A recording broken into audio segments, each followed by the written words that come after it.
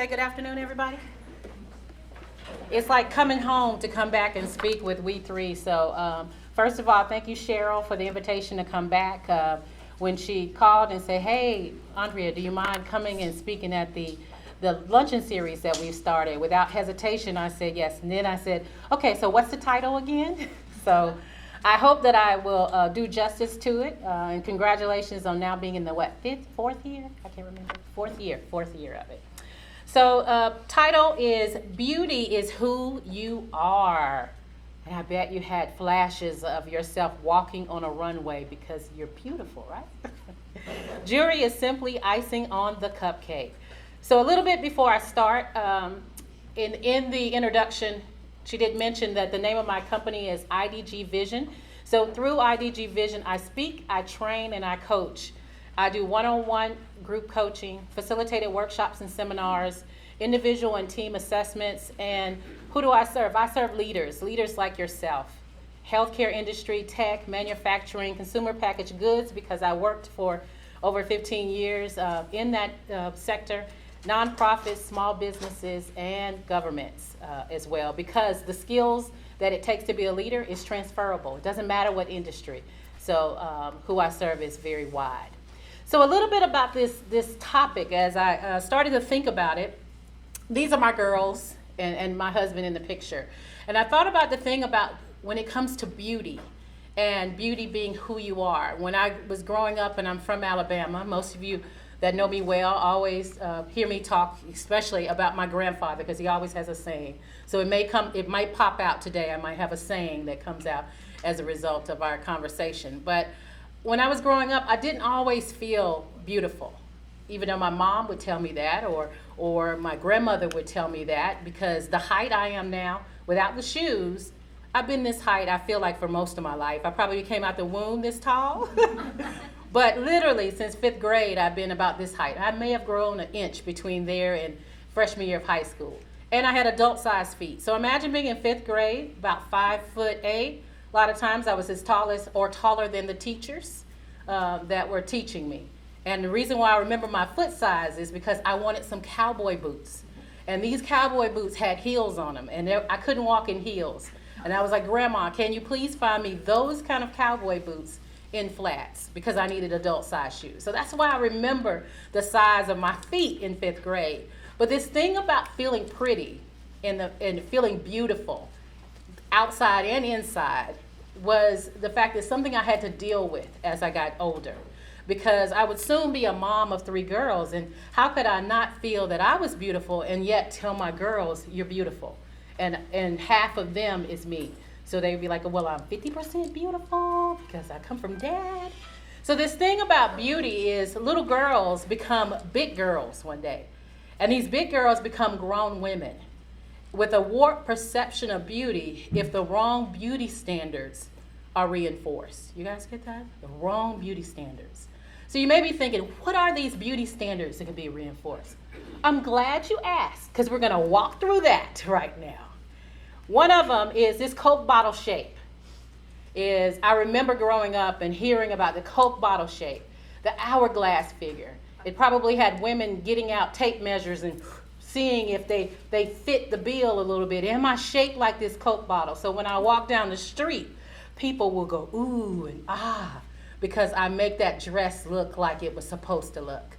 Or how about this one? You guys know this song? She knows she got everything that a woman needs to get a man. Yeah. How can she lose with the stuff she used? 36, 24, 36. You guys know that song? You remember that? Well, I don't remember when it came out, but I remember my folks blasting it on that, that old school kind of piece of furniture they called a LP player or album player. Is that one too, that brick house. And I grew up in a brick house, and I don't know, not one brick house ever had curves like they described in this song. So I remember thinking about it literally and wondering if I didn't grow up and have this 36, 24, 36 figure, was I still beautiful?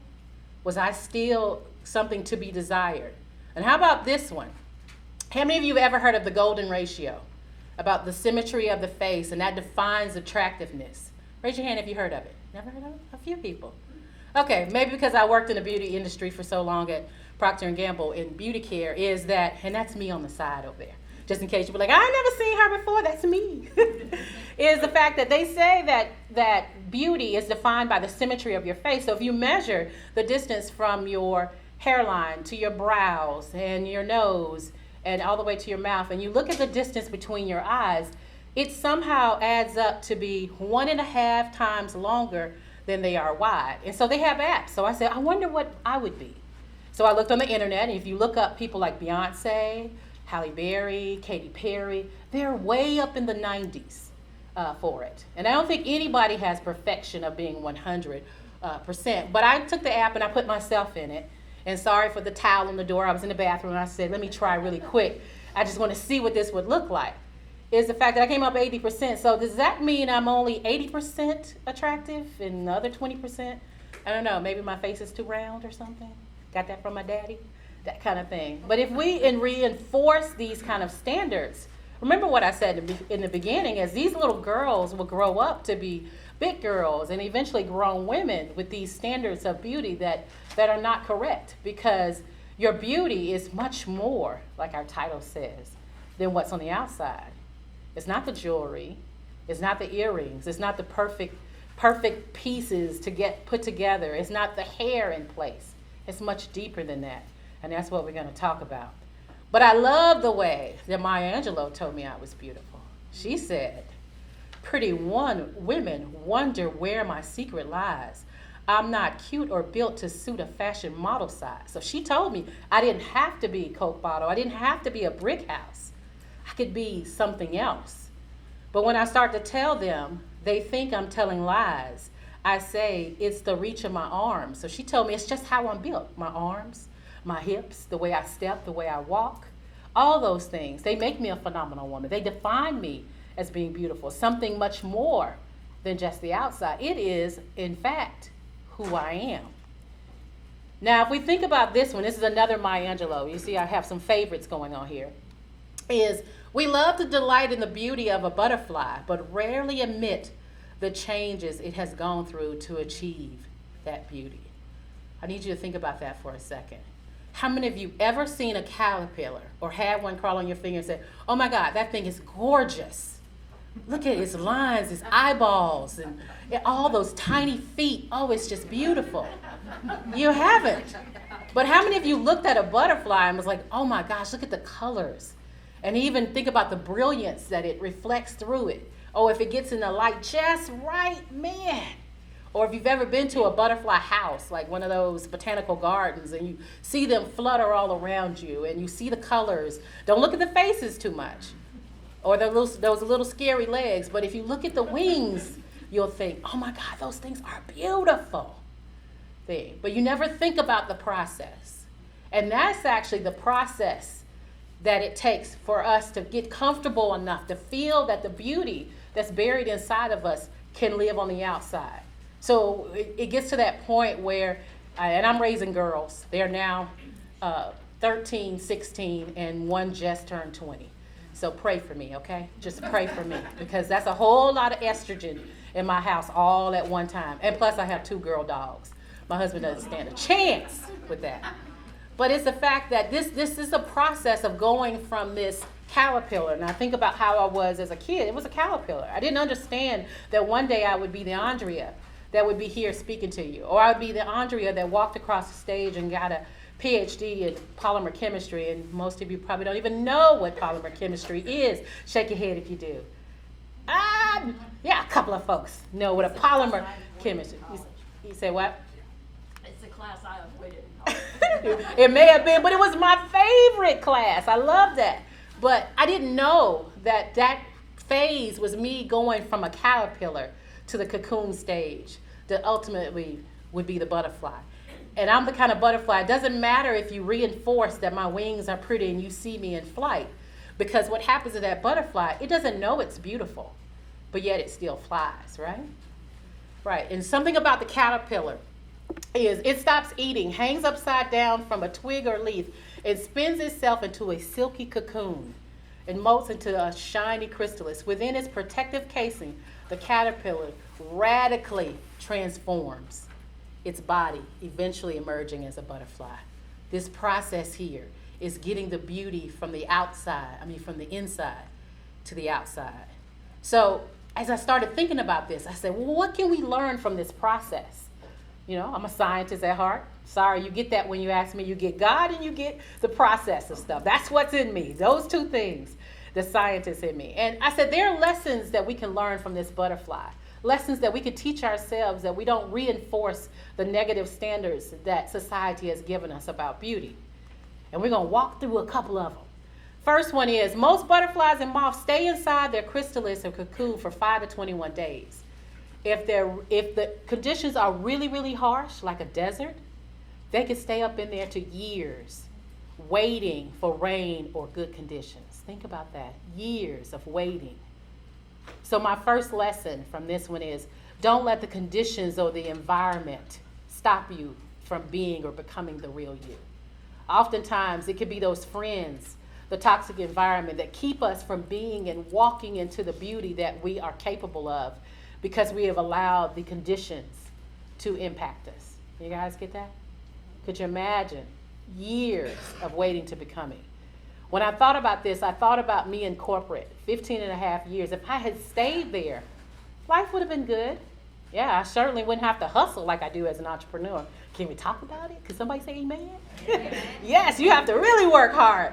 It's different when you get a paycheck every single month and you just go to work and you got sick days and all those kind of things. But the conditions of that corporate environment were not conducive for Andrea to become that butterfly. So sometimes you got to change the condition. Sometimes the condition are people, things in a way that are keeping you from being the real you, the beautiful you to come out. Second thing that we can learn from it, some caterpillars attach small twigs or pieces of vegetation to their outside of their cocoon to hide it from predators. Marinate on that, hiding from predators. What does that mean? Sometimes you got to protect yourself. Protect yourself from the critics, the naysayers, the people that come against who you are. Those that knew me before, and I'll tell my own business in corporate, I was always outspoken, but I wasn't really shy. People would say I was shy. I was quiet because I hadn't yet found my voice. I hadn't found that place, that footing that I could stand tall and be who I was designed to be. And oftentimes I found that I allowed the critics and those around me to dictate who I was. And you're like, what? Why would you do that? I don't know. It just kind of happened. You didn't go in just kind of thinking, here, let me just give you my voice. And I want you to take it. I want you to go put it somewhere, put it in a drawer, and I'll let you know when I need it. It didn't happen like that. It happened over time. It happened being in a meeting. It happened being with a manager that maybe wasn't conducive to me continuing to grow. So this thing is, you got to protect that person you're trying to be. That thing inside of you, that voice that continuously speaks to you to tell you everything you are. You have to protect it against the voices that come against you to tell you everything you're not. That's what we learn from nature in protecting. Number 3 lesson. The caterpillar, and this is kind of gross, digests itself. So imagine, it digests. It literally is eating up itself, releasing enzymes to dissolve all its tissues. Some of the highly organized cells survive the digestive process and are used in the development of the butterfly. So what that means is, once it liquefies inside of that cocoon, the good stuff that's left behind, the stuff that is needed for the next step, the next phase to turn into this beautiful butterfly, it remains. Sometimes you got to get rid of the junk that's impeding you, like your growth, like the limited thinking that prevents you from thinking that you can, because you're so busy telling yourself you can't, or I'm not this, or I couldn't do this, or I'm not brave enough, or I'm not any of these things. It's that baggage we carry from one experience to the next experience to the next experience. Change what you should. Notice I said should. Sometimes you got to change things that you should change, not necessarily the things that you can change. That's the easy way out. Sometimes you got to put in the work to change the other ones. And don't dwell on the things you can't. It's the stuff that's left over. That stuff, that good stuff that's left over, is the one that produces those beautiful colors in that butterfly's wings. So that's lesson number 3 for it. Lesson number 4. Getting a look at the metamorphosis as it happens is difficult. It's not like it's a little camera that you can put inside the cocoon and you can see all of this change, all this godly magic that's happening on the inside of it. But disturbing the caterpillar inside risks botching the transformation. This is where the crowd says, ooh, do you get this? Do you get this? That change that's on the inside can't always be seen by everybody on the outside. Now I got a quick story. This is a little funny.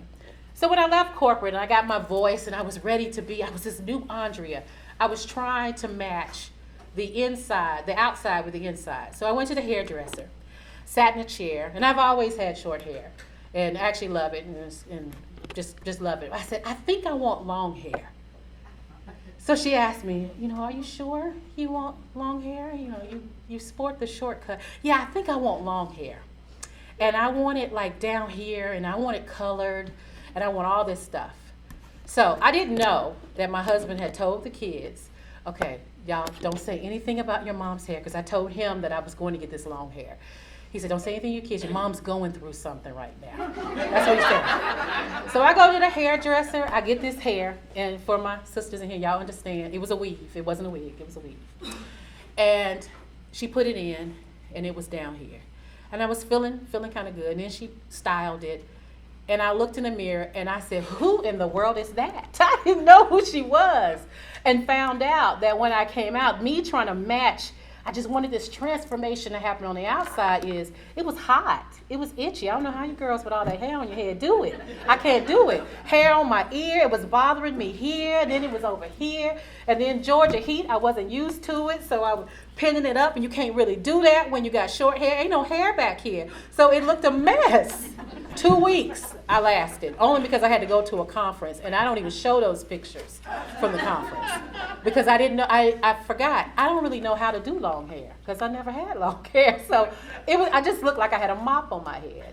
So that's my thing, is that sometimes you cannot force or change the process. You just got to kind of let it happen. You can't rush it. I wanted the outside to come out, the inside to come out so bad that I was trying to match what was happening. Didn't realize if I just let it happen, just what this awakening, this epiphany, this thing I had on the inside that gave me enough courage to walk out of my 6-figure job into what I was called to do, that the rest will catch up. And I don't have to do anything else. So that's my little side story. And if y'all tell people on the street, I'm going to say, they lying. They say, I'm just kidding. Number 5, when the butterfly emerges from the cocoon, it doesn't take flight immediately. It hangs upside down to allow its wings to dry. Did you know that? Actually, I didn't know that until I started studying the butterfly. Sometimes it takes a moment to realize how beautiful you are. I didn't need those long tresses, although I was going to get the Beyonce look. I didn't need that. It wasn't who I was. It wasn't authentic Andrea. But sometimes you just got to take a moment, just allow it to happen. Allow it to catch up. But when you do, strut your stuff. And that could mean changing your walk. It could mean looking at people differently. It could just be simply you telling your story to somebody. Strut doesn't have to mean runway. Doesn't have to mean paparazzis follow me wherever I go. Although I pretend like sometimes they are in it. But number 5 to me is one of the most powerful lessons. When you do embrace that beauty and you do allow it to peep out and you do allow it to cast a shadow on you and you allow yourself to walk into it, be in the moment with it and allow that growth to catch up with you. All right, so that was 5 lessons. Y'all ready for the test? Yeah. It's like, no, I'm not ready for a test. No. I'm going to give you final thoughts. For those that were there when I did the keynote at the first We3, I started off with this quote, and I'm going to end today with this quote. I love it. If you ever seen Akilah and the Bee, she does it in there. Our deepest fear is not that we are inadequate. Our deepest fear is that we are powerful beyond measure. It is our light, not our darkness, that most frightens us. We ask ourselves, who am I to be brilliant, gorgeous, talented, fabulous? Actually, who are you not to be? You are a child of God. Your playing small does not serve the world. There is nothing enlightened about shrinking so that other people won't feel insecure around you. We are all meant to shine, as children do. We are born to make manifest the glory of God that is within us. It is not just in some of us, it's in everyone. And we let our own light shine. We unconsciously give others permission to do the same. As we are liberated from our own fear, our presence automatically liberates others. Whew. Every time I read it, I think about the fact that I owe it to this world to let my light shine. I owe it to this world to be the beautiful person I am supposed to be and to let the beauty out. You owe it to the world to allow yours to be the same. And that is it.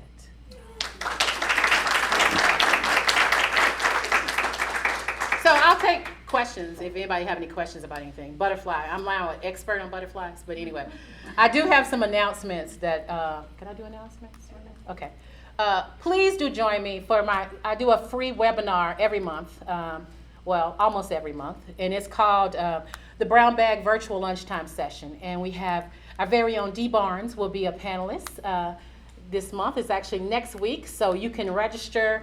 You can see me afterwards. I'm not sure if it's a flyer in the bag. Cheryl, did the flyer make the bag? The flyer is in the bag, so it has the registration information on that one. The title for this month is Disruptors of the Norm. It's a conversation with women leaders in non-traditional industries. So Dee representing manufacturing, Dr. Natasha Anderson is a mechanical engineer by training. April is a civil engineer, actually architectural engineer, and Valencia is in the construction business. So please do join the conversation. Many of you in here have been panelists for me in the past, so I'd like to thank you for that one. In October is the next cohort for Slaying Your Invisible Dragon. One of the things that I know that I was put on this earth to do is to help people be great. Just give them the tools to be who they were called to be. Slaying Your Invisible Dragon is about helping people get rid of success blockers in their career. So the junk that's in the way. It is a 4-part series and it launches in October. Raise your hand if you were in my January one. Yay, you guys are awesome. Thank you so much. You can ask Yvette or Lorraine about their experience. And were you in it too? Yes. Yes, you were. It was Yes. absolutely fantastic. Thank you. I So highly you, recommend it. Aw. I did not pay her for that. I did not pay her for that. It takes a lot of junk away. It Yes. makes clarity much Thank better. you. As long as you're saying that, it doesn't matter what she's offering, it's always awesome. It is. You know, and it always improves you, and it takes you to a new level, so whatever it is, I've it's taken all a great. big turn in life, so for me, it's.